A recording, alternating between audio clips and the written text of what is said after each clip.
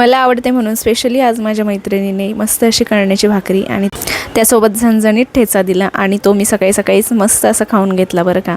आणि दुपारी ना फ्रीज खूप जास्त खराब झालं होतं। रोज म्हणते आवरण पण आवरायचं काही योगच येत नव्हता। म्हटलं आज चला काढूया चला।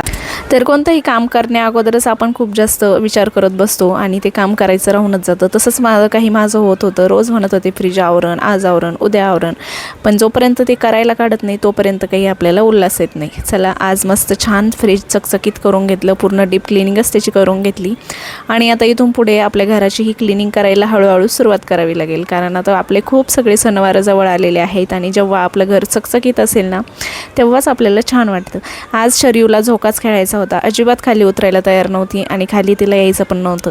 संध्याकाळच्या जेवणामध्ये आज छान अशी काजू करी बनवली। क्विकली रेसिपी तुमच्यासोबत शेअर करते। मोठे मोठे स्लाइसमध्ये कांदा कट करून घेतला आणि काजू दोन्ही वाफायला ठेवून दिलं, म्हणजे थोडंसं उकडलं की मग त्याला मिक्सरच्या भांड्यामध्ये फिरवून घ्यायचे। तोपर्यंत कांदा आणि टोमॅटो कट करून घेतलं आणि तेलामध्ये जिरे आणि खडे मसाले टाकून घेतले। त्यानंतर कांदा टाकला। कांदा छान फ्राय झाल्यानंतर जे काही आपल्या मसाल्याच्या डब्यातील बेसिक मसाले, हळद, तिखट, गरम मसाला आणि लाल मिरची पावडर हे सगळं टाकून घेतलं। त्यानंतर काजू थोडेसे फ्राय करून घेतले। मसाला छान तेल सुटेपर्यंत परतून घेतला। त्यानंतर त्यामध्ये काजू टाकले आणि वरून छान असं पाणी टाकून जेवढी घट्ट पातळ भाजी हवी आहे त्या पद्धतीने भाजी करून घेतली आणि भाजी खरंच खूप मस्त झाली होती।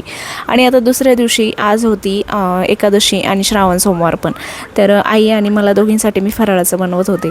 तर मस्त असा साबुदाणाच आज केला होता आणि त्यासोबत दही पण होतं। एकादशीचा उपवास आईचा होता आणि मला फक्त सोमवारच होता आणि आज पूजा वगैरे काही दाखवली नाही आणि छान असं फराळ करून घेते। आजच्यासाठी एवढंच। व्हिडिओ जर आवडला असेल तर नक्की आपल्या चॅनलला सबस्क्राईब करा आणि इंस्टावर बघत असाल तर फॉलो करायला अजिबात विसरू नका। भेटूया पुढच्या व्हिडिओमध्ये, तोपर्यंत बाय।